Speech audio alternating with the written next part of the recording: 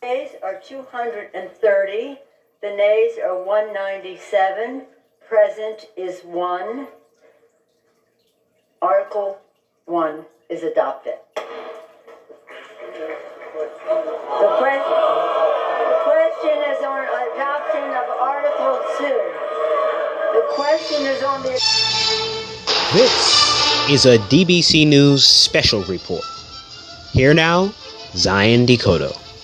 A historic vote on a historic night.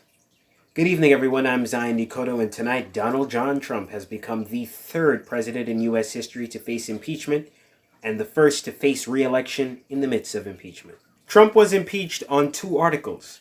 The first vote, 230 to 197, was to impeach him for abuse of power and was almost entirely on party lines.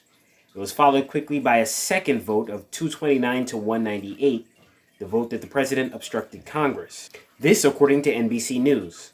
The one difference was Democratic Representative Jared Golden of Maine, who voted yes on abuse of power and no on obstruction of Congress. And in complete solidarity, no Republicans voted to impeach Trump. But the fight is not over yet. It moves from the House to the Senate. The trial in the Republican-controlled Senate on whether or not to remove the president from office will begin in early January. It is likely that Trump will be acquitted, meaning he will not be removed from office, because it's required that the president get 2/3 majority to be removed from office.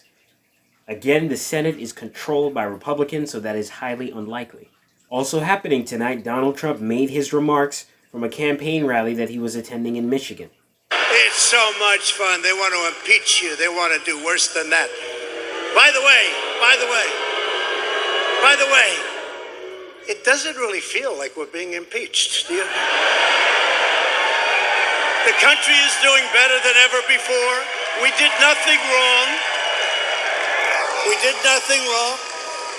And we have tremendous support in the Republican Party like we've never had before. Nobody's ever had this kind of support. And in sheer irony but great historical excitement, tomorrow in history marks 21 years since U.S. President Bill Clinton became the second president in U.S. history, that's after Andrew Johnson, to be impeached. On December 19, 1998, the House of Representatives formally adopted articles of impeachment and forwarded them to the United States Senate for adjudication against President Clinton for lying under oath about his sexual relationship with Monica Lewinsky in a deposition for the Paula Jones sexual harassment lawsuit against him. I want the American people to know today that I am still committed to working with people of good faith and goodwill of both parties to do what's best for our country. It's what I've tried to do for 6 years. It's what I intend to do for 2 more until the last hour of the last day of my term. As you may know by now, the president is being impeached over the Ukraine scandal. He's accused of withholding $400 million in congressionally approved military aid to Ukraine unless Ukrainian officials investigated Hunter Biden, the son of presidential candidate and ex-Vice President Joe Biden. Trump aimed to find incriminating or damaging evidence against Hunter Biden, who served on the board of Burisma Holdings, a major Ukrainian national gas producer, from 2014 to 2019. It's been a historical night of epic proportions, but only time will tell how this will play out. Again, Donald J. Trump has been impeached by the House of Representatives. Just remember, however, that it is not over yet. The impeachment process must move to the Senate, where the senators will act as jurors to determine whether or not Trump is guilty or not guilty.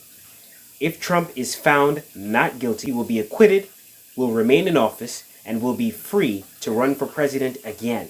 Keep in mind, it is likely that Trump will be acquitted because the Senate is controlled by Republicans. Zion Dekoto, DBC News.